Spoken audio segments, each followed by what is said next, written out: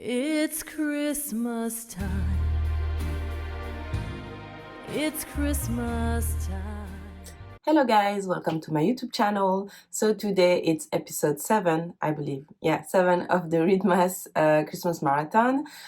So today, as expected and as I announced, I finished the Carolina Christmas book series, at least the books that are out right now. So the book that I'm gonna talk about today is the Asheville Christmas Wedding.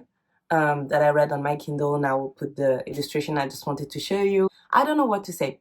I'm glad that I read it because it was such a fun series for me, especially because this one I literally read it right after I stopped filming the video for the second book. I went to dance class, I went home and I started reading and I read the whole night.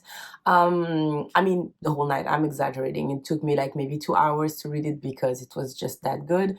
And I love it. I have no words to explain. So I don't know where I ended up in the last video, but basically the second book ended on a cliffhanger, pretty much like the first one.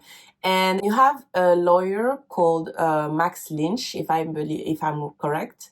And he's representing basically the family of the baby that was saved by the triplets' great-grandmother. I forgot his last name, but it's Garrett something. And I think Garrett Benson. And basically, he was contacted by the Whitmore estate because they wanted him to help in the section about history of the house and do like a narration of their history to explain what happened with the fire, the fact that the great-grandmother saved the baby, and he's supposed to come and meet the family. And he decides that he wants to reclaim the house because the deed was never filed at the courthouse or anything like that. So it's like there's no rightful owner. So he has a title saying that the land was previously owned by his family. As he's a descendant, he's in his right to claim it. At the time, we don't know why he's claiming it because he's so rich. Why would you claim like such an old cabin? But we're gonna understand why in a minute. And Angie is the one that is taking care of all of that because she was the one supposed to live there with Brooke. You know, they decided to stay in Asheville to start a new life after the divorce with Craig and just not to worry about anything and just be happy there instead of moving back to California.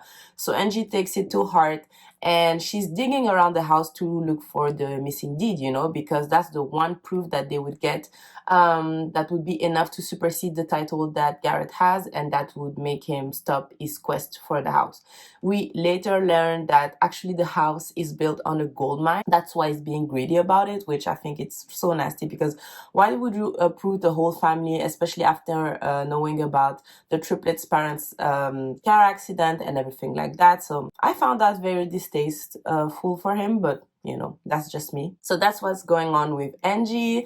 And then the rest are still planning the wedding. So like I said, Elizabeth and Sonia are supposed to get married on the 1st of January. For Noelle, it's, you know, a race against time because she's spending time with Jace. She's falling in love. He told her that he loves her. And they spend a lot of time together doing so much activities. They went on dates. She helps him at some point save a deer on the side of the road and also give birth to a foal, so her horse's baby. So she's seeing what kind of man he can be, what kind of father he is, and she's falling more and more in love with him and with his daughter, obviously. And the daughter doesn't understand because she's so young. Why can't she stay? Why does she have to leave and go back to New York and all of that? And everybody is saying, why don't you just either work from here or try to accommodate your career so that you can stay? You know, they don't understand why she cannot make that move. Noelle is really conflicted because she's dreamed so much about having, you know, that job in London and she doesn't know what to do. And at some point, her boss basically explained to her that the job is hers if she wants to, so she will have to make a choice. That's what I'm gonna leave it at. And then you have Eve. And that's the part of the story that for me was the most unrealistic in a sense because Eve is still thinking about having a baby. The plan to move to Andersonville is moving along nicely. They're finding a house and David has the opportunity to speak with his old mentor and he agrees to give the family practice to him. So everything is falling into places basically and the kids are happy about moving to Andersonville and being close to Asheville. So everything is perfect. But she has doubt because she just turned 40. She's thinking, am I able to give birth and take care of this baby, do the early nights, the long nights, sorry, early mornings and all of that. So she's really, conflicted. All of the sisters were in this story. And then Eve encounters a woman pregnant at the medical office of David's mentor. And she explains that basically because she doesn't have the best insurance and because it's such a small town, the doctor agreed to be her OBGYN, even though he's not specialized in that, but he agreed to deliver the baby for her. And she's 20 years old. She doesn't know if she want to be a mother. She explains that the dad is not going to take responsibility. She's all by her own in this story. She doesn't know what to do because she has dream of going to college. And so basically she trauma dumps on Eve. And Eve takes a liking to her, and she really finds a lot of affection for her, for this girl. And an idea starts popping in her head because at some point the girl is joking like, oh my God, that would be nice if you guys could adopt my baby, right? And Eve is like, what? She starts thinking about it because as much as she's ready for another baby and she's longing to have a girl, and did I mention that the girl Gabby is having a daughter? Perfect coincidence. As much as she's longing for a daughter and longing for another child, she realizes that it's going to be challenging for her and David, especially the pregnancy aspect of it, because she explained that the last pregnancy she had was a bit dangerous, and so she doesn't really know what to do.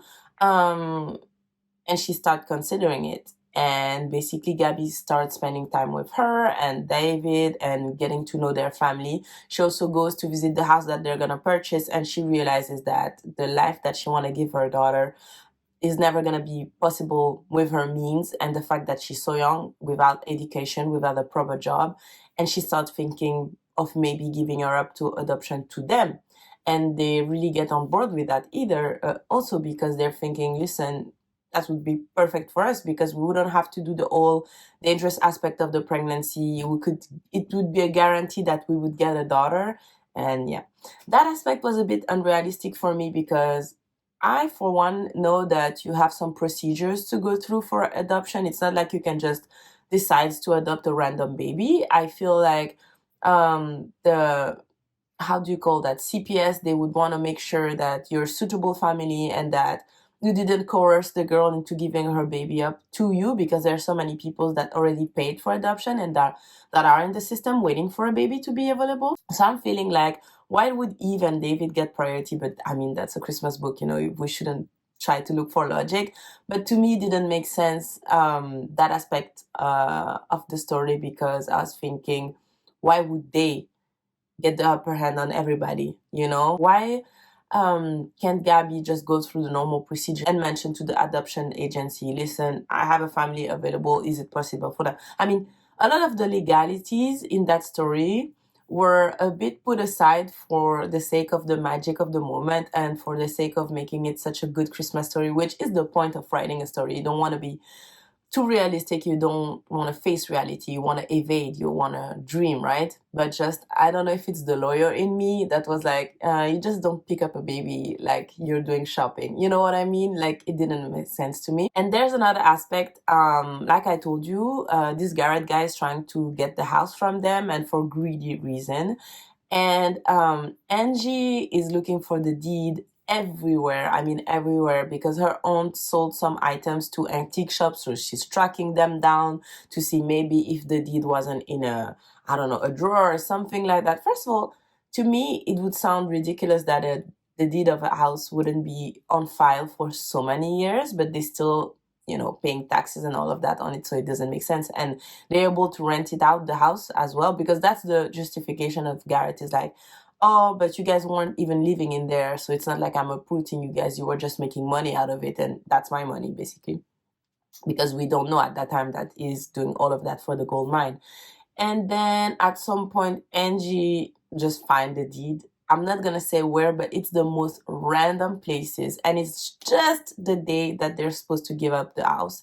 So again, the legalities of it all, you know, and you're thinking, okay, you're supposed to give up the house on the 1st of January, and on the 1st of January, no, 31st of January, you find the deed in the most peculiar place. That doesn't make any sense, but I mean, hey, at least they got to keep the house. And so, yeah, we finished the story on that note. And Angie might be flirting with Max Lynch, which was the lawyer of Garrett. And I'm not gonna explain why or how it happened, but I'm assuming that we will get to see their love story in the next book, because it didn't make sense to me that all of the sisters have nice romantic life, because now Noelle is with Jace, and you have Eve and her husband. Everything is going smooth for them, so obviously it wouldn't be complete if Angie didn't find love on her own. So yeah, I really love this series. I really love the book. I will see you guys in Readmas episode 8 that I'm gonna film actually right now. I'm sorry for that. I know it's a bit of cheating, but I just wanted to make sure that you guys get the video on time, and then I can also keep up with my schedule. I will see you next time. Season of peace is finally here.